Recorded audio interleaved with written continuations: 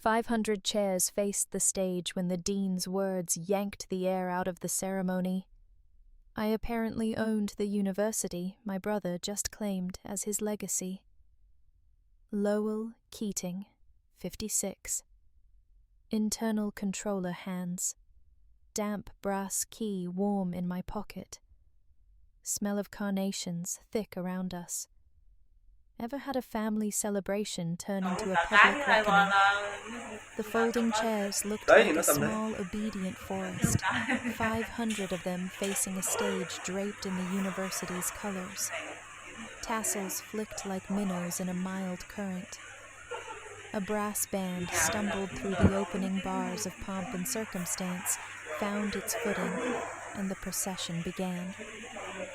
I stood in the aisle with a camera I didn't need. Old habit.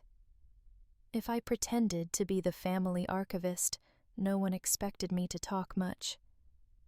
Wind off Lake Mendota drifted through the elm leaves, carrying the smell of carnations and coffee. Somewhere behind me, a child asked whether the hats would fly like birds when it was over. The brass key in my pocket pressed a familiar circle against my palm. Years of turning one discreet lock had polished it to a soft shine, the edges worn down the way a river forgives a stone for being stubborn. Today it felt heavier. Maybe because my name, rarely used in rooms like this, sat in the program in 10-point type beneath a generic list of donors. It was fine. I had come for Bram. This was his afternoon, his parade of applause, his chance to tell the world he'd finally found a lane and filled it. He spotted me across the aisle and lifted his chin, that boyish flash, still living in a 40-year-old face. Bram always performed well under bright lights. He had a knack for phrases that felt like sincerity and for shaking hands as if each palm were a microphone. When the faculty filed past, he fell in behind them, one step closer to the stage than his rank warranted. He'd earned that small trespass with practice. I took a seat at the end of the row. The program marched along anthem invocation, the kind of jokes deans keep in a drawer for days like this. A gull barked somewhere near the roofline, and a few caps tilted toward the noise. When Bram's turn arrived, he walked to the lectern as if the planks themselves had requested him. His tie was the school's darker blue, knotted just tight enough to look deliberate. "My family's been tied to this campus longer than I've been alive," he began, voice warm enough to melt a small patch of frost. "We came to games when the bleachers still splintered your coat. We bought paperbacks from the bookstore when the covers were more glue than spine. Some of us even learned to walk on these bricks, which might explain the way we go in circles from time to time. Laughter." He glanced over at me for the laugh, then back at the crowd. "But we keep coming back because this place holds us. It's home." He was good. I let the words pass through me like sunlight through lace-patterned pretty, not particularly warming. The key shifted in my pocket when I crossed my legs, the edge catching on the seam. They handed the microphone to Dean Clarissa next. She had the kind of calm that made you sit straighter without meaning to. A silver chain lay across the black fabric of her gown, a quiet line of authority. She thanked the parents and the staff who had folded programs, the volunteers who had fetched water, the donors whose names would live in brick and plaque and building directories for longer than anyone's memory would be polite. "And there is one more thanks," she said, and the band stopped shuffling sheet music. A leaf let go somewhere and clicked against the stage before settling. To someone who prefers the work over the spotlight.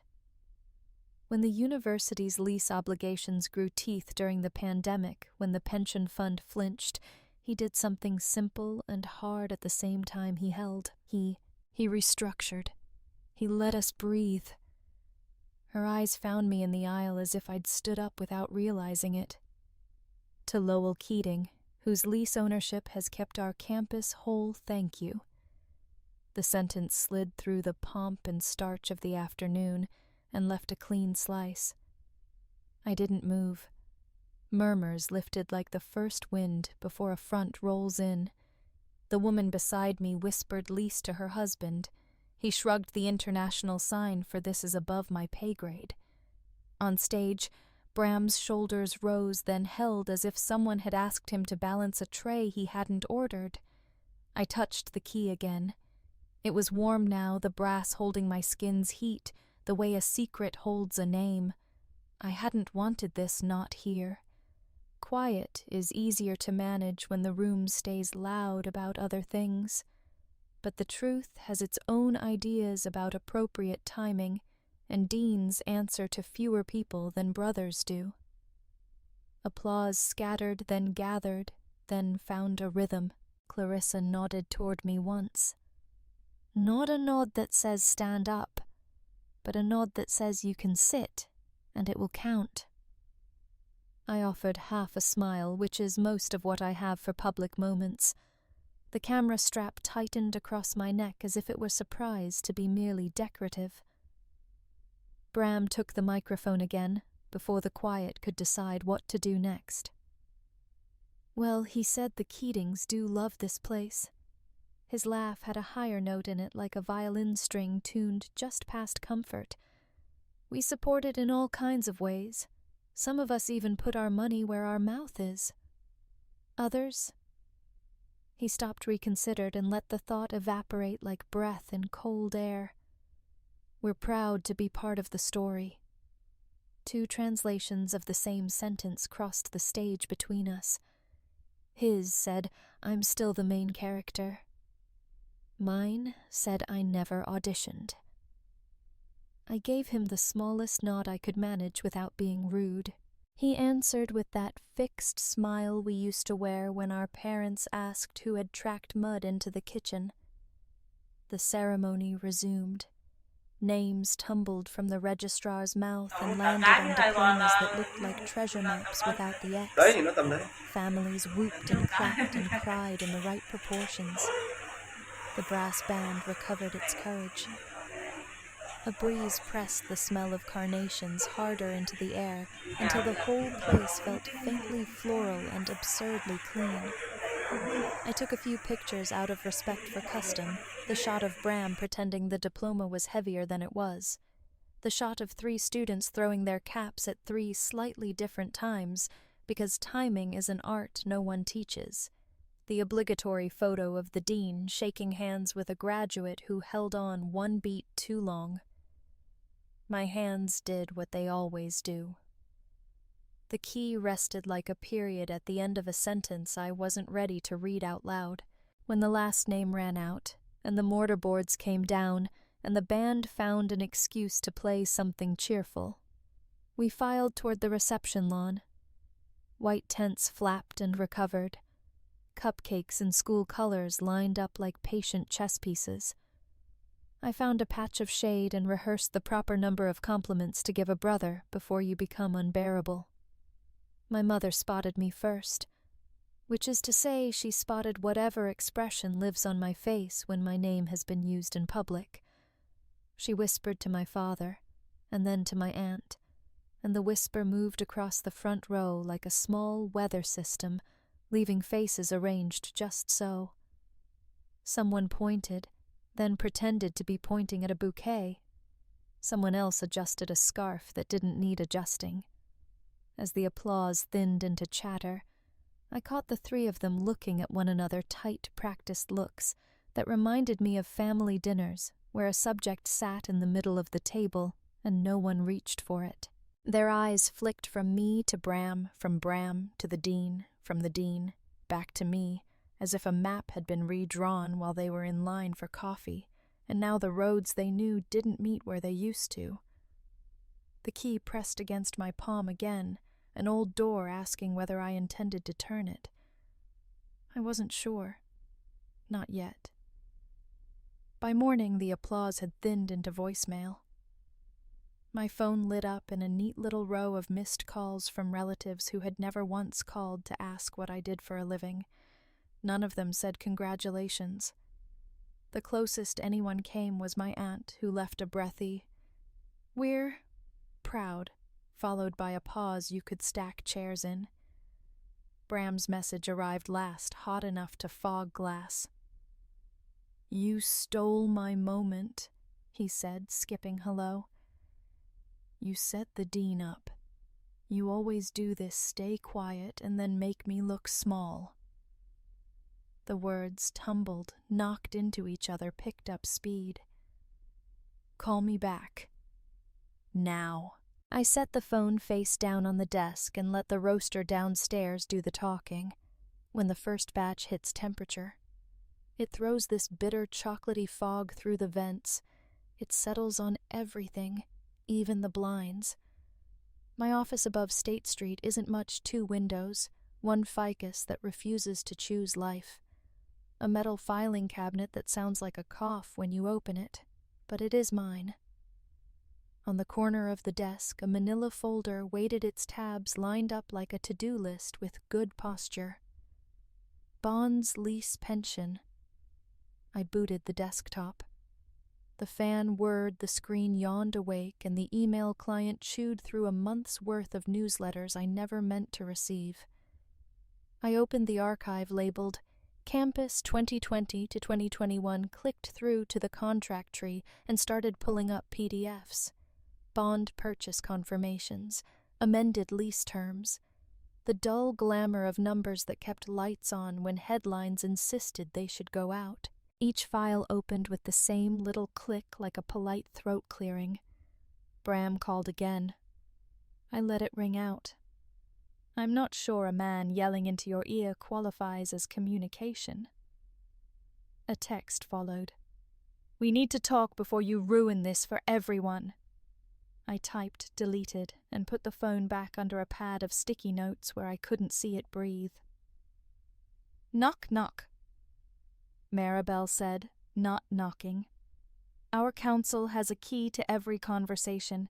It's one of the perks of doing everything no one else wants to read."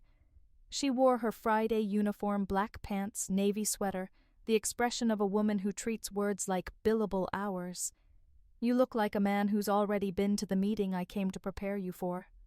"I prefer my disasters ahead of schedule," I said, swiveling the monitor so she could see the lease index. "Do you remember Section 12.3? The reversionary clause?" She leaned, squinted, and hummed, the way some people pray soft and only when absolutely necessary.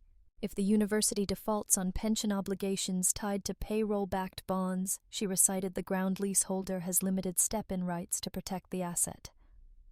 A fingertip tapped the screen right over a paragraph I could almost quote in my sleep. "Which is you. Congratulations and condolences. Bram thinks I orchestrated yesterday. Bram thinks mirrors talk to him," she said, dry as the file labels. "What matters is the paper." She pulled a chair in with one foot. Any reason the dean would have chosen now to say what she did, I thought of the line of her necklace on the gown, the way her eyes found me without asking me to stand. Maybe because the rumors about the library land are no longer rumors. Maybe because if we don't steady the pension, the bondholders get jumpy and the dominoes we so carefully spaced decide to fall anyway. Maribel nodded once. "Then we prep. Paper makes friends when rooms get loud. We work the way you do when the building has a problem and the plumber is already on the stairs. Fast quiet, hands knowing which drawer to open." I pulled the initial bond purchase confirmations with timestamps from the nights no one slept. She flagged the addendum the board had tried to tuck into a consent agenda last winter. I dug up the amortization schedule that still smelled faintly of toner. We layered them in the manila folder so the story would rise in the right order crisis intervention breathing space. "Security will have boardroom footage," Maribel said, capping her pen. "The signing. You'll want 30 seconds where a human hand meets paper. People believe video even when they don't understand what they're seeing." I called campus security. A guard with a voice like balled-up tape promised to comb the archive and send anything with my face or the dean's to my inbox. He asked how far back. "Start March 2020, I said. "Work forward until you're tired." After we hung up, Maribel lingered at the window, watching a delivery truck try to pretend it didn't just block 2 lanes.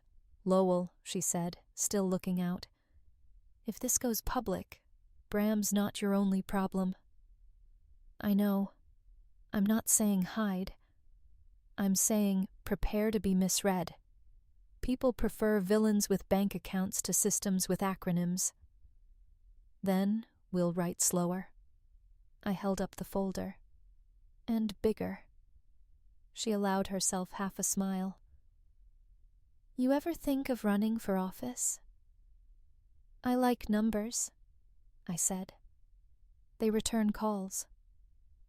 She left me with the folder and the smell of coffee thickening into something you could climb. I took a breath you could measure and opened the pension tab. Inside the actuarial memo, no one wanted to see at night. A red ink line trending toward an ugly date. I printed the summary and slid it into a plastic sleeve because bad news looks less hungry behind plastic. The ficus dropped a leaf in solidarity. I aimed for optimism and missed. An intern poked his head in without knocking a creature from a brighter planet where everything is still a first. "Hey, Lowell. Do you want me to, make copies of anything?" "Not yet. Thanks." He stood another beat eyes on the folder tabs, then retreated with the careful speed of a kid backing away from a dog he hopes is friendly. Bram texted again. "Dean's office at 2. Be there." A period marched across the screen like a drum major. I typed back. "I'll be at my office at 2. Deleted that too. I called voicemail, listened through his speech one more time. It sounded less like anger now, and more like a man trying to hold a door shut against a wind that wasn't interested in his hands. I went back to the lease. Section 12.3. The sentence everyone had read but few had believed would matter. You never expect the clause about bad days to wake up and ask how you've been. I traced it with my index finger like a child following a hymn. The email dinged a polite piano note. Security had already moved faster than hope, 2 attachments each about a minute long. I clicked the first. There I was in the corner of the boardroom, a suit trying to look like a chair. There was Clarissa, steady as a metronome. Papers pushed across the table, signatures, the quick choreography of a save. No sound, just the steady flicker of fluorescent light. In the second clip, the camera caught the dean standing after we finished putting a hand-brief professional on my shoulder. If a picture can have temperature, that one was room temp and human. I dropped them into the folder, labeled in a font that never makes the news. The office felt smaller the way rooms do when you fill them with proof. I took the key from my pocket and set it on the desk. Without the denim to muffle it, the brass made a soft, sincere sound.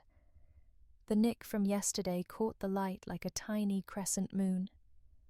The phone buzzed again, but it wasn't family this time. The subject line sat there with its little red flag, crisp and impossible to ignore, urgent. Meeting Repension Fund, from Dean Clarissa. The preview text read only, "Today, if possible." I clicked it open and watched the cursor blink next to her signature, counting off the seconds between what we think we control and what is already in motion. Sunday mornings have their own gravity. People move slower. Sunlight takes its time finding the dust in old rafters, and the air inside a small church holds the week at arm's length, as if to ask whether it's washed its hands.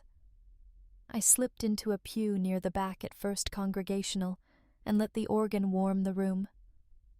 Simeon's fingers wandered the manuals like he was reacquainting himself with an old friend. Soft chords first, then a ribbon of sound that rose to the ceiling and curled around the beams. The pipes hummed before the choir even filed in.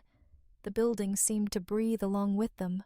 Stained glass threw patches of red and gold across the pews, landing on sleeve and hair and prayer book with democratic imprecision. The brass key in my pocket had cooled to the temperature of doubts I prefer not to name. I curled my hand around it anyway. Metal meets skin and picks a side. This morning the key felt like a warning more than a comfort, as if the lock it belonged to had opinions. Reverend Latham gave the opening welcome, the kind built for people who have been bruised by the weak and need a sentence that doesn't bruise back. No one said my name. No one said Bram's. Good. Names have been working too hard lately. After the last amen faded, people did the fellowship shuffle hands, coats, well-meaning comments about weather pretending to be conversation. Simeon crooked a finger at me from the choir loft stairs, that half-smile he reserves for freshmen and old men. Up here he said, voice like worn oak, steady and unsplintered. The stairs were narrow enough to edit a person's ambitions. We climbed in single file. Up close, the organ console looked like a cockpit that refused to fly anywhere. A pencil with teeth marks lay across the stop tabs. Simeon slid onto the bench and idled a hymn, one foot teasing the pedals until the room remembered we were still in it. You heard the buzz, I said, settling on a folding chair that had opinions about knees. I hear everything he said, not bragging. Old bursars never retire. We just reroute our paperwork into music. He glanced sideways. And sometimes the music sounds like paperwork. I didn't ask for that moment, I said. Clarissa made it sound like I'd been waiting in the wings for applause. I haven't. I prefer clean exits. Clean exits are a myth of tidy people, he said. You're neat, not tidy. There's a difference. I looked at the pipes because looking at the truth is impolite before noon. Bram thinks I set him up. Simeon ran 2 fingers down the keys, a half scale that didn't need to arrive anywhere. I learned 2 things. First, you can't outshine a performance with another performance.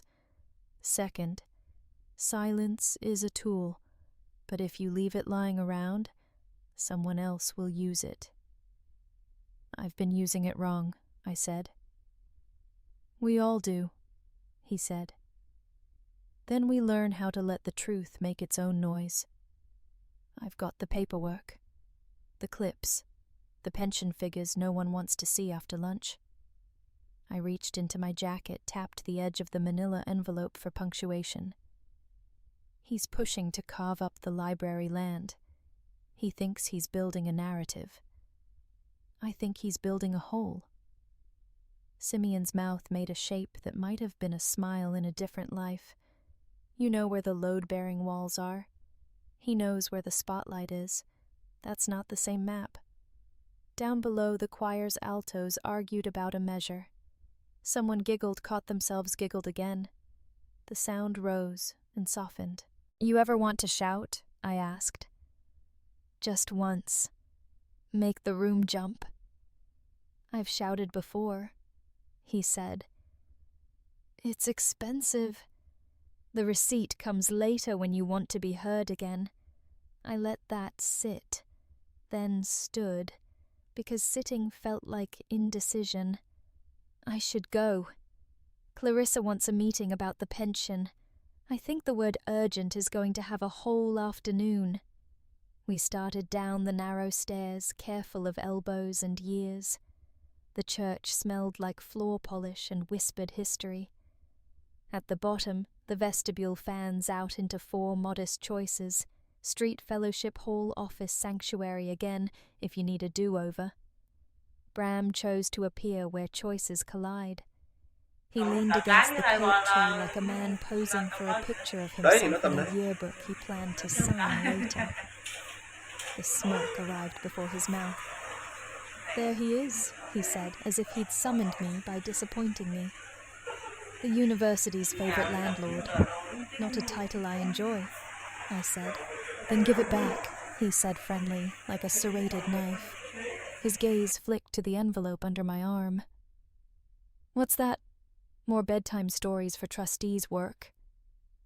I said a boring word that has saved me more times than any other. He stepped closer, not quite into my space, just close enough to prove he knew where it was. "You could have let me have the day," he said, soft a line delivered to a balcony. "You could have stayed in your lane. Quiet checkbook, quiet smile, quiet brother." "I'm not loud now," I said. "That's the worst part," he said. "You do nothing, and somehow it's louder." He was about to add something catchy. Bram likes a flourish, when Simeon cleared his throat, a sound like a book, deciding to close. Bram glanced at him without recognition, the way we all glance at the person who balanced our budget when we wanted a statue. I shifted my grip on the envelope, and the brass key slid from my pocket as if it had been waiting for its cue. It hit the tile in a ringing little chime and skittered in a circle before settling by Bram's shoe. The nick from yesterday flashed like a tiny wink. He bent, picked it up, turned it in his palm as if weighing the idea of it. "Funny little thing to carry around," he said, and the way he said funny did not mean amusing. He placed the key in my hand without quite touching my skin, already looking past me toward someone more admiring. "Sometimes a small thing holds up a big door," Simeon said almost to himself. Bram pocketed his smirk and nodded toward the sanctuary. "Well, congrats on your holdings," he said, and walked off with the gait of a man certain the world would arrange itself back to flattering if he gave it a minute. We watched him go. The choir started in on the opening measure, then stopped, then found it. Simeon's eyes followed Bram to the threshold and stayed there a second after he disappeared, as if to confirm absence is not the same as resolution. No preamble, no softening sugar. Bram's been visiting trustees one at a time. Pitch decks, big gestures, small words. He's calling it a multi-use reimagining of the library district. Reimagining, I say. Nice verb for forgetting where you put your values. He has a developer lined up who loves adjectives.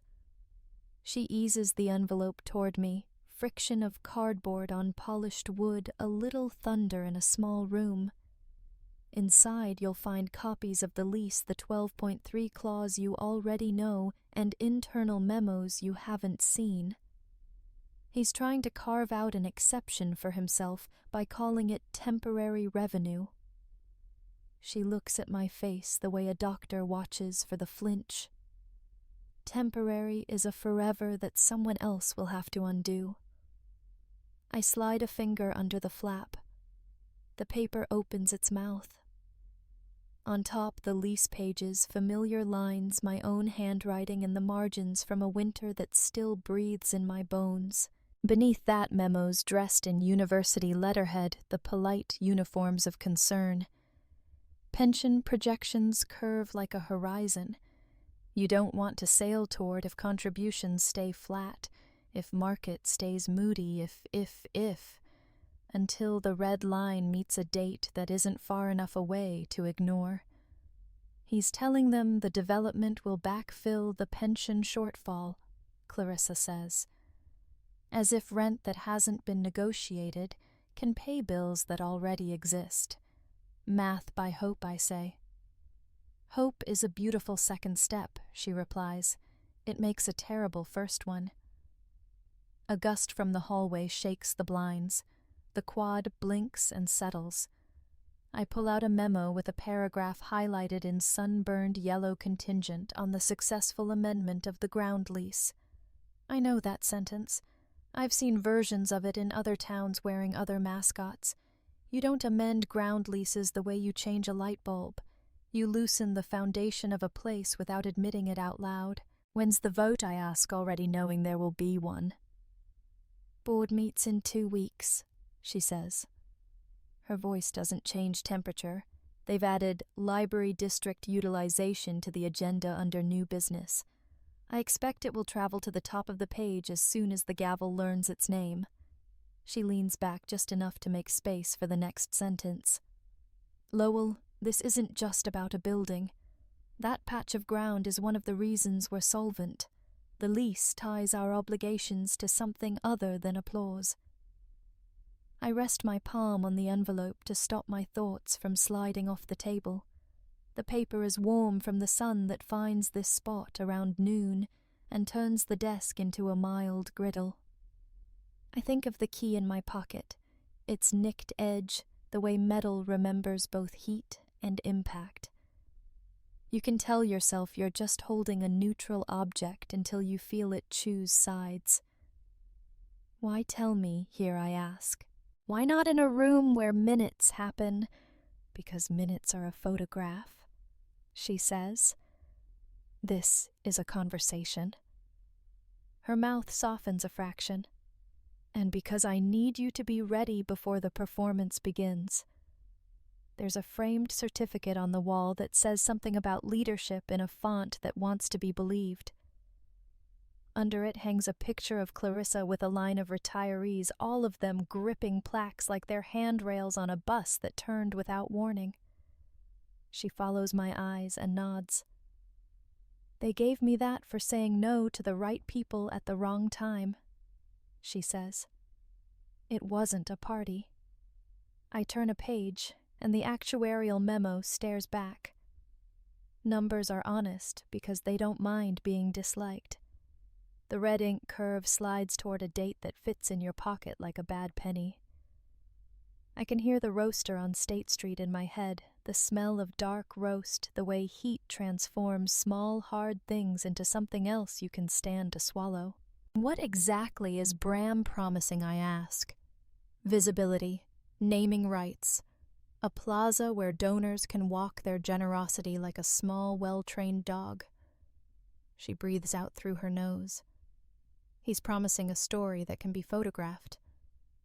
And if the board believes him, we lose leverage. We invite a lawsuit from the bondholders. We wobble at the worst possible moment. She doesn't look at the window when she says it. She looks at me. And we teach our students that short-term brightness is a substitute for light. I close the envelope again, not because I'm done, but because notebooks close when you decide how to carry them. You know I'm not interested in humiliating Bram. I know she says. Humiliation is a water stain. It spreads and leaves a mark.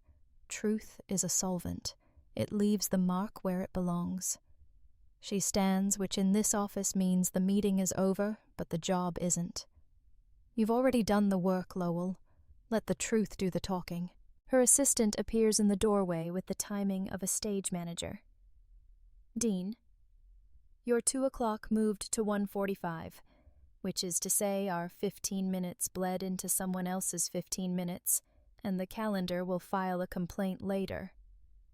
Clarissa walks me to the door.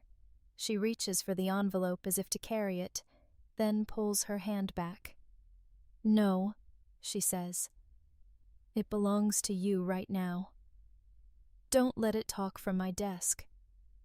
In the hallway, the air loses its lemon and replaces it with dust and printer heat.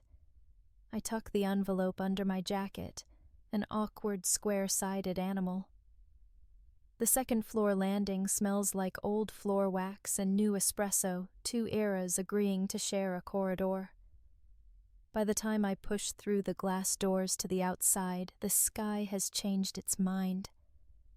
Summer has decided to practice being November. Rain sheets across the quad with the efficiency of an experienced usher. I stand under the overhang for a heartbeat that tries to be two, then go. The first splash is cold enough to be rude. After that, water is just water. It beads on my jacket, ticks along my collar, and drums a tiny parade on the envelope. I press it tighter to my chest and make for the stairs' shoes, finding the shallow channels students carve with 1,000 casual choices. At the bottom, a gust lifts the corner of the flap, and the paper exhales. I shelter it with my forearm and laugh once at the absurdity of carrying a university under my coat. The rain slicks my hair flat and decides it prefers my neck. Somewhere a tour guide declares, "And on your left is history," and the group obediently looks right. My phone buzzes in my pocket, insistence through denim. I juggle the envelope to one arm and fish the phone out with the other thumb, already preparing the neutral tone I save for complicated people. The screen blooms with Bram. It rings once, twice, a third time, then cuts off mid-vibration, his decision, not mine.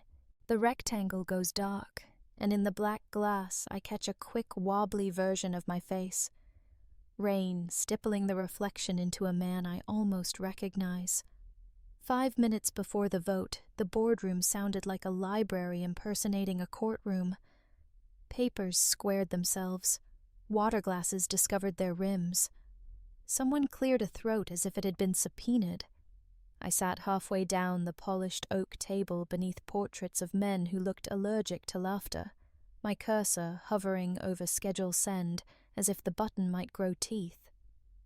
Across from me, the brass key lay flat, the little crescent nick catching fluorescent light the way a scar minds its own business. The chair recited the agenda with the patient diction of a metronome. Item 4, Library District Utilization. Presentation by Dr. Keating. Bram stood, tugged his jacket into a more flattering version of itself, and launched into the pitch I could have recited in my sleep: vibrant mixed-use corridor, new revenue streams, a plaza where students and donors would mingle under tasteful lighting to exchange learning and checks.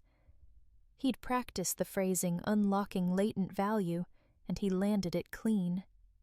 Heads nodded where heads like to nod. The slide deck made promises in a font designed to inspire.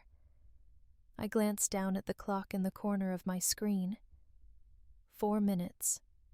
The email threads contracts lease clauses actuarial memo, 2 401k statements reduced to anonymized initials, 1 unpaid hospital bill with everything but the amount redacted nested like patient birds in the outbox.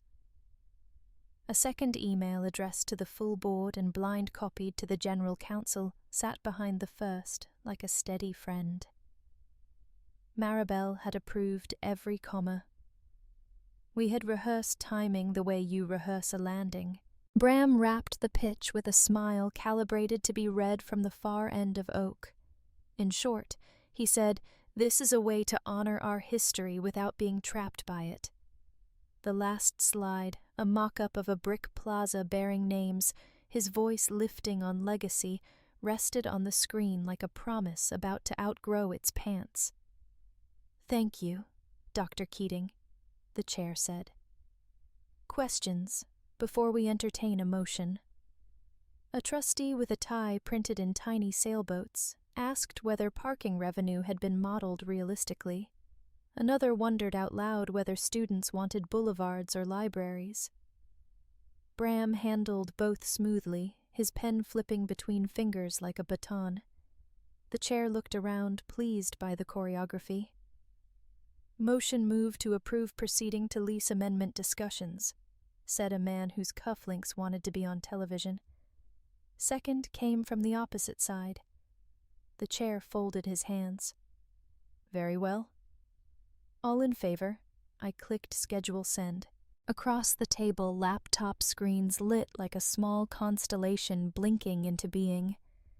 Phones vibrated with pocket-sized indignation. The room filled with the soft rustle of surprised paper as attachments announced themselves. The bond confirmations from nights the news had gone bad. the clause 12.3 of the ground lease, the pension projection whose red line ignored optimism, the 2 abbreviated retirement statements showing how quickly promises can fall toward zero, a hospital invoice reduced to the stark arithmetic of illness. Maribel, in the back row, did not smile so much as remove the option from her face. The chair blinked. "What, it's an email to the board?" I said, still seated, voice low enough to keep the portraits from flinching. "Background you requested last winter when we tabled the pension discussion. We didn't request someone began, then stopped when his own forwarded message appeared below my attachments, time-stamped in a month no one wanted to remember." Bram didn't sit. He pivoted on a heel to face me, color running a relay from his collar to his ears. "You think this is clever," he said. "You hoard information, wait until my work is on the table, and then you dump a mess and call it caution." I kept my hands on either side of the key palms down as if calming a skittish animal. "I'm offering context." "You're offering control," he snapped. "You own the lease. Of course you don't want change. You've built a fiefdom of paperwork and call it philanthropy. You don't stand under bright lights, Lowell. You pull plugs." A couple of trustees pretended to clean their glasses. Another scrolled, jaw tightening at a paragraph only he could see. The chair looked from Bram to me and back as if the gavel were suddenly heavy. "I'm not asking for the floor," I said, "because the floor never helped anyone but chairs. The documents speak. If you still want to vote after you read them, you'll vote better." A woman 2 seats down, the only one at the table who had brought a fountain pen to a century that didn't ask for one, tapped the screen with her cap. "This hospital bill," she said. "Who anonymized?" I answered. "A retired faculty spouse. The invoice is 3 months old. The pension gap isn't a hypothetical. It's a knock at a door." "Is this the reserve study?" another trustee asked, half to himself, scrolling. "We were told the market would replenish losses by Q4. Maribel lifted a single finger, just enough to remind the room that counsel existed and had eyebrows. "Market predictions are not a policy," she said. "Liabilities are." Bram planted his hands on the table, so the key's shadow slid toward him, thin and precise on the varnish. "You can't keep running this place from a desktop," he said to me. "You made yourself indispensable on paper, and then you act like it's virtue to stay invisible." "Invisibility isn't a virtue," I said. "It's a method." "We have a motion. The chair said a captain discovering weather. Perhaps we should—" A trustee near the head closed his laptop with the slower sort of certainty, the kind that earns the right to be quiet. The sound in the hush was surprisingly loud. He steepled his fingers the way men in portraits do when they intend to be misquoted by history, and looked at Bram first. "Dr. Keating, your proposal has energy and a constituency," he said, courteous as a handshake. Then he looked at me. "Mr. Keating, your materials paint a sobering picture." His gaze returned to the chair. "We need to table this." Silence bit down. Even the ductwork seemed to hold its breath. The chair nodded, grateful for instructions. Hearing a request to table second, said the fountain pen, no hesitation. "So moved the chair," said Relief, smoothing his tie. "We will defer action until the next regular meeting pending full review of the supplemental documentation." People avoided eye contact with the person whose idea they had almost liked before numbers arrived. Bram didn't sit. He didn't gather his papers. He didn't look at me. He reached for his phone as if it were the lectern he preferred, pressed it to his ear, and walked out fast enough to make the door think it had done something wrong. The latch clicked after him and the room relieved. Embarrassed, grateful, uncertain, exhaled into the space he didn't leave behind. By the time the jazz trio started their second set, the room had softened into that warm, consenting blur alumni events are famous for. Glassware chimed in polite keys. The lighting made everybody kinder by half a shade. From the buffet barbecue sauce drifted into the air like a memory you didn't know you had. Smoke sweetness, a little heat. I stood near the back where the projector cart had been left parked against a column close enough to the power strip to feel useful and far enough from the center to remain what I am best at adjacent. Maribel's text buzzed my pocket. Campus paper on standby. She never wastes punctuation. I angled the screen, let the words glow once, and slid the phone away, like a card I hadn't decided to play. Bram was doing laps around the room with a laugh that didn't land where it ought to. He stopped at clusters the way a man drops quarters into machines, hopeful, listening for payout. I watched him reload the same lines we both knew by heart. It made me tired in a way sleep doesn't fix. When the trio paused for air and a refill of tips, Bram slid into the pocket they left behind, taking a microphone as if he'd been holding it all night. "Friends," he began, voice pointed toward the ceiling. "I know there's been chatter." His smile was bright enough to show on a satellite map. "I want to clear the air about the library district. Growth is not a dirty word. We deserve spaces that reflect our ambition. Imagine a promenade with coffee and light and conversation students and donors sharing ideas on a plaza built for the next 100 years. A cheer tried to get born in the corner and thought better of it. Heads tipped. He had decent rhythm.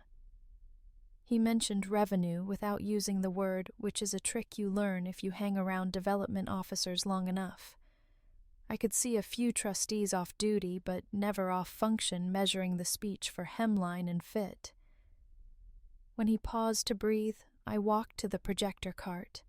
The HDMI cable coiled there like a sleeping snake. I woke it and plugged it into my laptop. The screen behind Bram flickered from a tasteful logo to a black rectangle with a small white triangle in the center. He turned, startled into honesty for a half-second, then stepped aside with an open-palmed gesture that pretended generosity and smelled faintly of surrender. "I've got 2 short clips," I said, keeping my voice no higher than conversation. "From the boardroom during the lease signing last year." No sound. "You won't need it." I tapped the trackpad. The first video rolled a table, a stack of paper hands you'd recognize at the grocery store, passing pens and dates to one another. The fluorescent lights hummed on screen like a memory of winter. The camera angle was the kind that tries not to be noticed and succeeds. A trustee leaned in, circled a paragraph, looked up to wait for a nod that arrived. The room, our room, leaned too. The projector threw its moth-wing flicker across the white wall and across faces that had not watched themselves this way before. The second clip started where the first ended, signatures done. The dean, standing her hand, finding my shoulder, as if we'd both remembered the same staircase in the dark. 30 seconds. Enough. I clicked to the first slide. No charts, no numbers big enough to scare a child, just 3 simple frames. What was owed, what we did, what it cost us not to. Photographs of bond confirmation so ordinary they felt indecent to show under warm lights. A page of the lease where the clause sits in the middle like the stubborn truth it is. A pension projection line curving down toward a date that refuses to look away. I said as little as possible. The slides did the talking. The room did the math. From the side, Bram tried a laugh. It sounded like a shoe squeaking on a polished floor. "Now, Lowell," he said, No one here denies the past. But past is yesterday, I said, still facing the screen. This is the month you're standing in. The jazz trio's bassist, still holding his instrument by the neck, looked into his drink as if it might offer counsel. Someone near the buffet set their plate down and wiped their hands on a napkin they didn't need. You could hear the projector's fan over the HVAC. Clarissa stepped forward, then unhurried. She took the spare microphone from a student volunteer who would later tell someone she had never seen a person pick up an object with that much calm. Clarissa stood beside me, not in front, and addressed the room like she had paid for every chair. "Every figure you saw is accurate," she said. "Every document is part of the record. Without Lowell's intervention when the market turned and our obligations didn't, we would have lost more than a building." She didn't look at Bram. She didn't need to. Her voice had that steady tone good deans keep under glass for when grown-ups in nice clothes forget what they asked classrooms to be. The applause started the way weather does somewhere at the edges and came in. Not a roar. Something better, a decision. Bram tilted his head to accept it, as if it had been meant for him. Then the head kept tilting like a weather vane catching a gust from an unfriendly direction. He nodded to nobody-mouthed thank you to the air, and took the nearest side door with enough speed to pretend he had always intended to be in the hallway. I unplugged the HDMI. The screen popped back to logo and relief. The room returned to its appointed uses, ice melting in glasses, low compliments traded like comfortable currency, the trio retuning the night into a form people could carry home. On my phone, the email to the campus. Paper waited where I had parked it earlier. Subject line: patient materials, reboard lease and pension context. Attachments lined up like a small civic parade. I read it once for tone, once for courage, and hit send. The progress bar walked itself across like a man leaving a room without needing to apologize. 2 breaths later, the phone vibrated again. Quick double tap. Got it. We're running it tomorrow. No signature, just the confidence of a student editor who has learned the difference between a scoop and a service. I slid the phone into my pocket and let the battery warm my leg. People came up to say the kind of things you say when you want to be on the right side of something that just decided to exist. I answered with the safest word I know, thanks.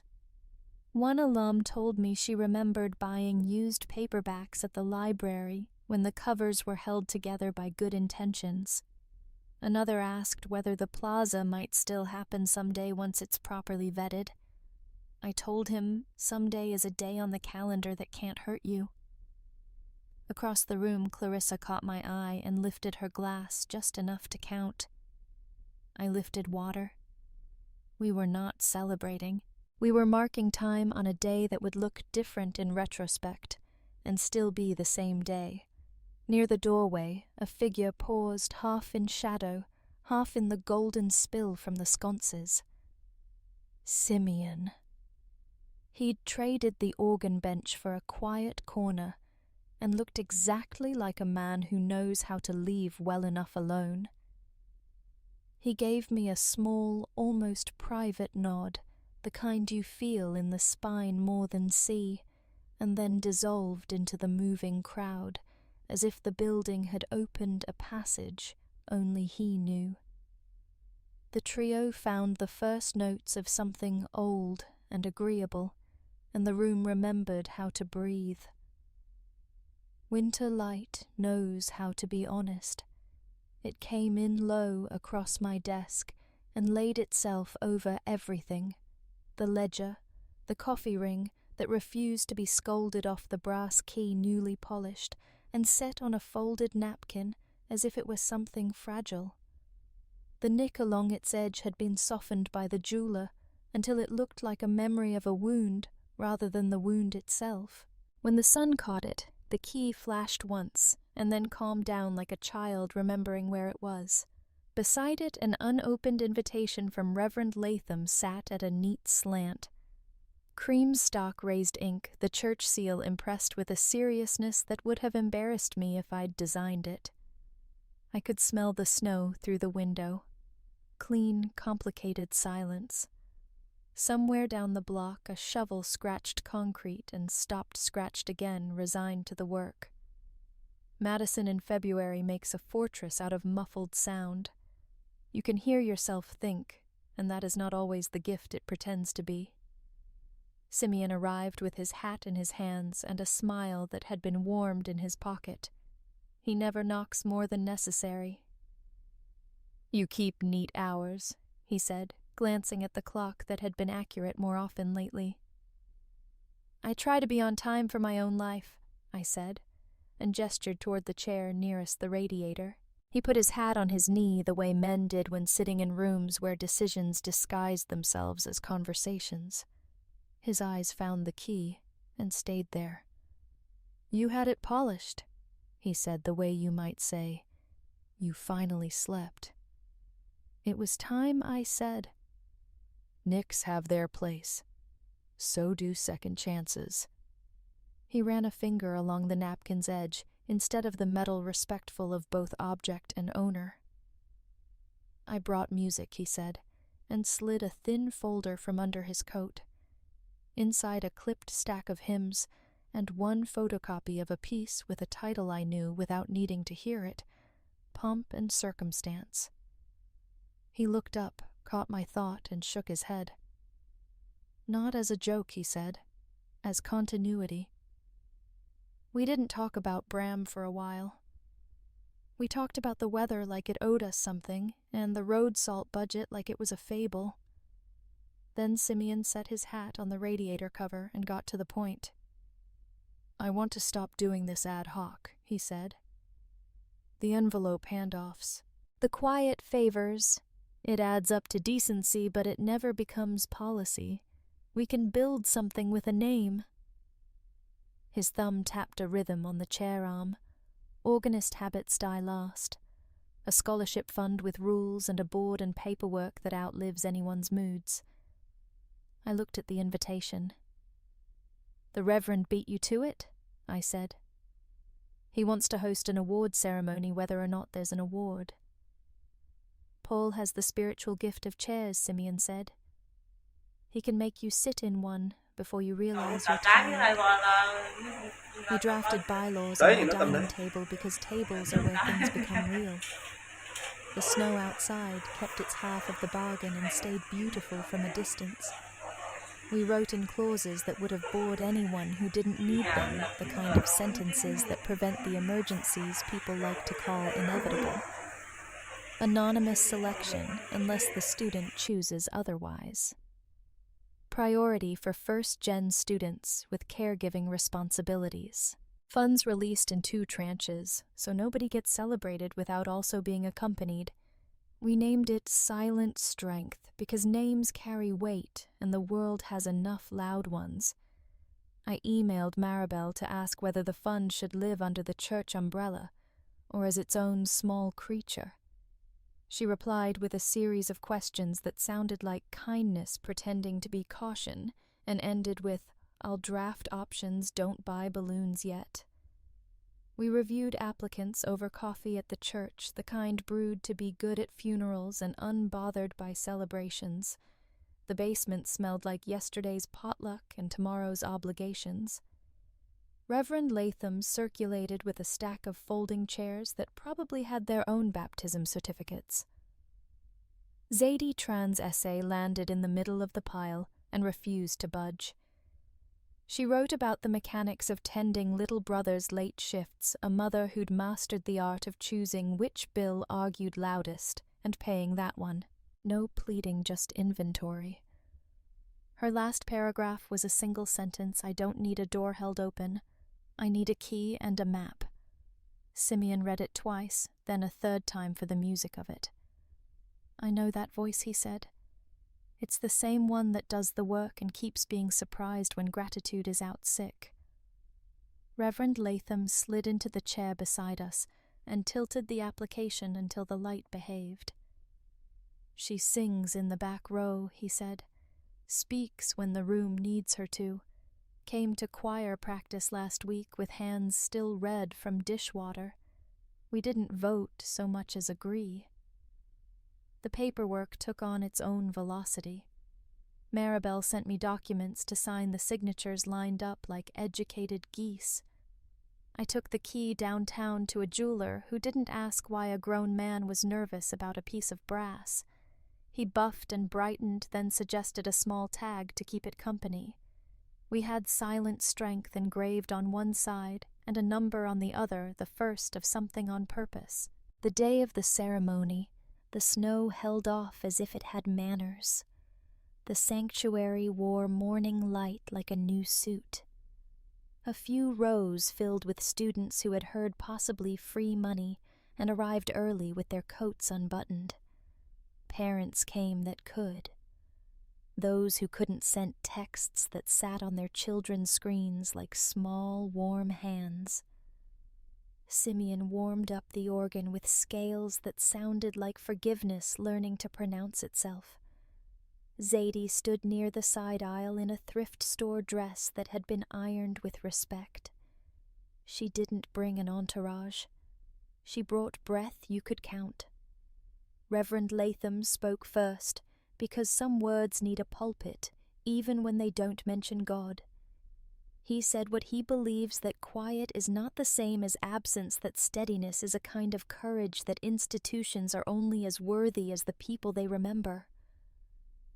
He gestured toward me, once the way you gesture to an usher there doing the job no spotlight required. I went up not to talk, but to hand Zadie the envelope and the key. Up close, she was younger than the file suggested, and older than her age. Work can do that to a person. She took the envelope with a nod, the practiced motion of someone who knows how to accept a thing without owing anyone a performance. Then I held out the key on its little ring and tag and watched her expression do math object, meaning future. "It's not symbolic to me," I said quietly, "but you may use it that way if you like." She took it and turned it once, just enough to see the engraving. "I'll keep this safe until I can pass it on," she whispered, as if the key preferred the volume. The metal flashed once in her palm and then settled, remembering its new job. Simeon played something that wasn't pomp and circumstance and still managed to be correct. Parents dabbed at eyes they would deny later. Students clapped with the permission of people who have decided to clap on purpose. The coffee afterward tasted exactly like church coffee should, slightly burnt, thoroughly communal. In the fellowship hall, someone had arranged cookies by ambition, shortbread at the front, chocolate at the back. 2 broken ones placed together as if to prove a point about restoration. I stood near the coat rack fielding thanks I didn't earn alone. People spoke Zadie's name with the respect you give a person who has already done more than expected of her. The tag on the key flashed occasionally from her pocket like a small lighthouse reporting a friendly shore. Every time it did, my shoulders lowered half an inch. Back home, the sunlight had shifted off the desk and left a clean rectangle where it had been. The radiator ticked like a clock that isn't obligated to be exact. In the mailbox, bills, a coupon for gutters, a newsletter from the neighborhood association that cared deeply about trash cans on Tuesdays. At the bottom, a letter with my name in Bram's hand. He writes with a forward slant as if the words are rushing to catch up with his mouth. I stood by the kitchen counter and weighed it. It didn't feel heavy enough to hurt and didn't feel light enough to ignore. I set it on the desk, then slid it into the top drawer with 2 fingers, like a person moving glass under the sink. The wood swallowed the sound of it. The room didn't change temperature. The snow outside kept falling in a way that suggested it always had. I rested my hand on the drawer pull and let it be for now unopened present, waiting like a choice that knows it isn't the only one. Organ chords rolled through the nave like steady weather, Not a storm, not a breeze, just the sound of something larger than one person keeping time.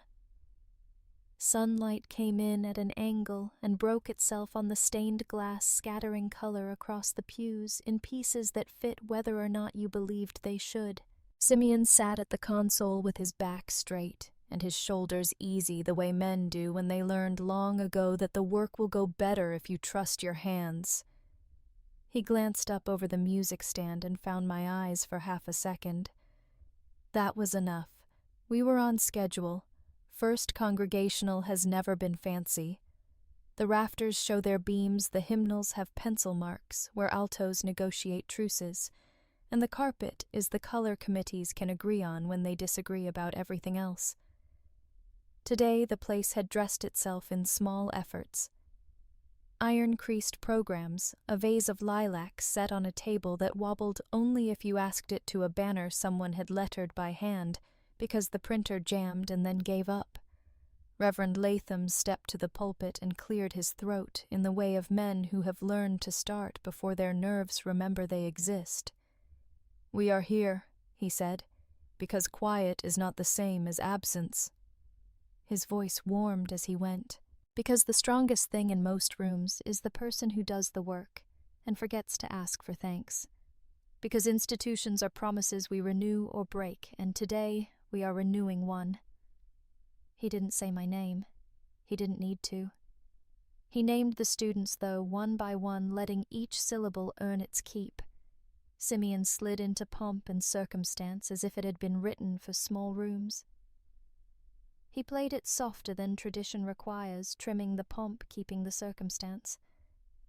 The melody walked instead of marched.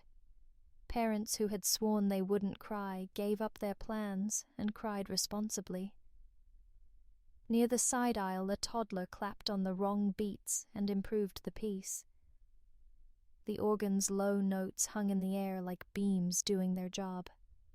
We had arranged the awards to be simple, an envelope with the needed practicality, a handshake that didn't test anyone's grip, a line on a certificate that spelled a name correctly the first time. No cameras. That had been part of the rules, not because we were precious about privacy, but because we wanted the memory to belong to the people who earned it, not to the devices that would follow them around later and ask to be fed. A student volunteer with a DSLR stood in the doorway in case someone insisted. No one did. I handed certificates down the line and let each student give me the face they had brought for the day. Some were fierce, some stunned one, hilariously bored in the way only the very young can manage at the center of a good thing. Zadie came last as planned, but not announced. She wore the same thrift store dress. It looked different under spring light. Work had not let go of her, but today it had loosened its fingers. She took the envelope and tucked it away with the efficiency of someone who has learned not to leave good fortune where wind can find it.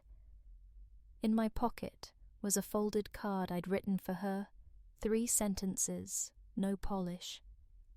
"You were already doing this before we met. Keep the map. Use the key when you need to." When I pressed it into her hand, she smiled once in a way that didn't bother to travel to her mouth.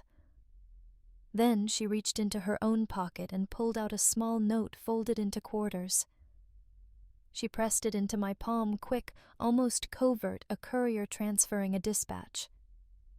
"Keys open, futures," she whispered as if it might spook if said too loud. I kept the note closed for a minute because some sentences are better if they're allowed to warm up. Simeon let the last chord find the wood and settle there. Applause came up from the pews like a good tide, no roar, no stinginess, just the room agreeing to be pleased at the same time. The lilac on the wobbling table gave up one petal and then decided that was enough drama for today. Afterward, the fellowship hall behaved like it always does when people are trying to be gracious with insufficient resources. Church coffee, the particular roast that only tastes right in paper cups, made the rounds. Someone had sliced sheet cake into rectangles so precise a geometry teacher could have used them to teach fairness. A little girl stared at the frosting roses until a deacon navigated one to her plate like a tugboat easing into a small, delighted harbor. "Thank you," people said, which is a sentence that does not belong to a single person, even when two words are addressed to you. I said, "You're welcome, because that is what language is for," and then tried to aim gratitude back out into the room where it belonged to the committee that argued hard about how much is enough to the donors who understood anonymity and the ones learning how to the tired custodians who had buffed the floor into dignity at 7 a.m. It takes a lot of quiet to arrive at a moment like this without drama. If you do it right, nobody notices. If you do it wrong, they never stop. At the organ, Simeon lifted his hands from the keys and let them rest on his thighs. He looked for one unguarded second older and lighter at the same time. He had the expression of a man satisfied not by applause, but by the absence of avoidable mistakes. When he caught me watching, he winked, not the exaggerated kind, just the acknowledgement that the job we had assigned ourselves had been completed to spec. He closed the lid over the manuals with the same care a person uses to tuck a child in, and stood to greet a line of people who, it turns out, had been waiting a year to tell him that hymn tempo was exactly right. Outside, the air had a high note of lilacs from the campus. Spring had knocked, and the town had remembered how to open. The sky did that Midwestern thing where it pretends to be one simple blue until you look closer and find 3 more blues hiding behind it. The sidewalk held a little warmth.